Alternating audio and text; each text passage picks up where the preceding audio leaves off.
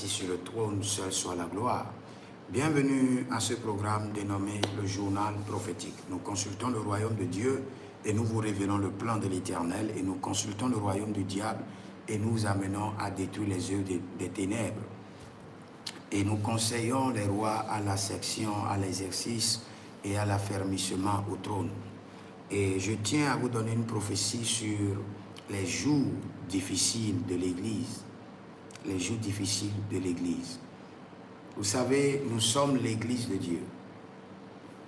Moi qui vous parle, je suis enfant de Dieu, je suis serviteur de l'Éternel, je suis le représentant de l'Église de Christ. J'appartiens à un corps, et le corps c'est Jésus-Christ de Nazareth. J'appartiens à une maison que je dois défendre. J'appartiens à une coopération que je dois défendre. Et c'est l'Église de Jésus-Christ de Nazareth. C'est-à-dire le fondement de la pierre angulaire et l'œuvre des apôtres. Mais j'aimerais vous annoncer que l'Église dans l'avenir aura des jours difficiles. Et si rien n'est fait, ce sera très catastrophique. Très catastrophique. D'abord, vous avez vu quand le Covid-19 était venu, les églises étaient fermées. Les plus grands rassemblements, c'est les églises. Vous devez comprendre que le diable voulait accélérer son plan sur la terre, mais il trouve toujours de résistance. Et cette résistance vient d'où? Cette résistance vient de l'Église. Nous qui sommes l'Église, nous résistons au plan du diable. Parfois, lui-même, il est étonné. Il ne sait pas réellement celui qui résiste au plan. Et quand il regarde sur la terre, il voit que c'est l'Église. Nous élevons un feu, nous élevons des encens, des sacrifices de prière qui résistent au plan du diable. Éphésiens chapitre 3, le verset 10, je crois, il dit que les principautés et les dominations voient l'infinie grandeur ou bien la sagesse variée de l'Éternel à travers quoi? À travers l'Église. Donc l'Église est l'arme de l'Éternel sur la terre. Quand l'Église est sur la terre, le Seigneur ne se dérange pas. Tout ce que Dieu doit faire dans ce monde, il le fait par son Église. Vous et moi, nous sommes l'Église, mais nous devons nous préparer. Parce que je vois dans le règne de l'Esprit que les jours à venir seront très difficiles pour l'Église.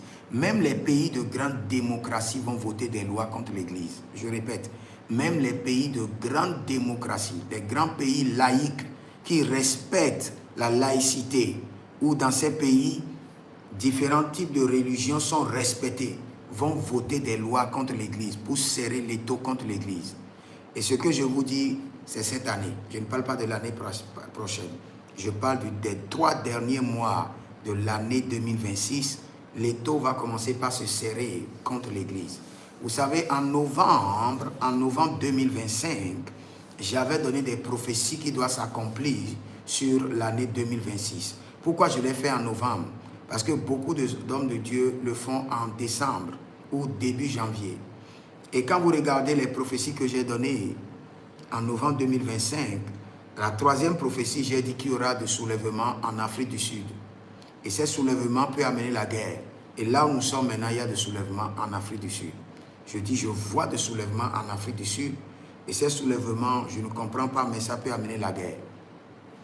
Et dans les prophéties de novembre 2025, j'ai dit par l'Esprit de Dieu que cette année, je vois l'apparition précipitée de la bête. C'est ce que l'Esprit m'a dit. L'apparition précipitée de la bête, mais qui sera après contrôlée. Et je suis toujours dans les derniers mois de l'année 2026. Et aujourd'hui, le Seigneur me dit que l'Église doit se préparer. Parce que l'étau va se serrer contre l'Église. Et comment l'Église doit se préparer? Première chose, enseigner les gens. Enseigner. Et enseigner le salut. Que les gens comprennent Jésus. Que les gens parviennent à la connaissance parfaite du salut. Et quand je parle du salut, quel type de salut dont l'Église a besoin? la persévérance et le maintien du salut jusqu'à la couronne de vie. C'est le message que l'Église a besoin maintenant. Parce que les phases de tribulation viendront certainement. Et pour ces phases de tribulation, l'Église a besoin de la persévérance. Persévérance.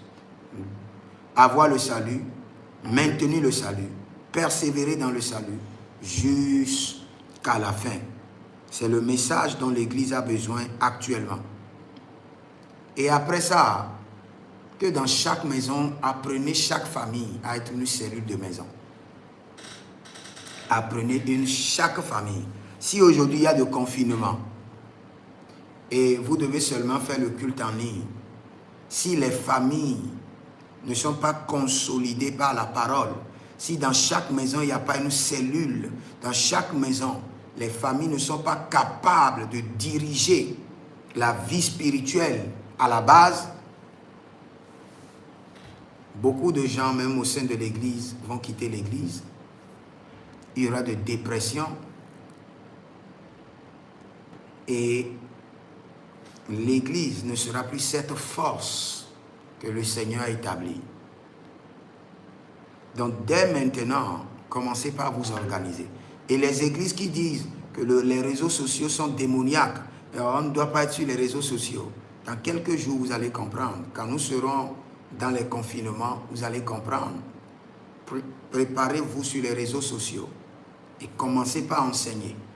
Travaillez avec les familles. Élaborer des pédagogies qui vont permettre à des familles d'élever dans chaque famille des pasteurs de famille, des pasteurs à la base, des pasteurs de famille, où ils peuvent conduire leur famille dans la présence du Seigneur. Sinon, les jours à venir seront difficiles. Mais le Seigneur fera grâce à son Église. Je prie pour l'Église dans le monde entier. Seigneur, préserve ton Église. Prépare ton Église contre les batailles à venir. Au nom de Jésus-Christ de Nazareth. Si vous êtes en ligne, abonnez-vous, likez la vidéo, partagez et surtout, vous pouvez demander votre consultation prophétique au plus 33 75 82 600 et en fin de compte 21. Et vous verrez la gloire de Dieu. Écrivez dans les commentaires, l'Éternel a parlé, l'Éternel a agi. Shalom.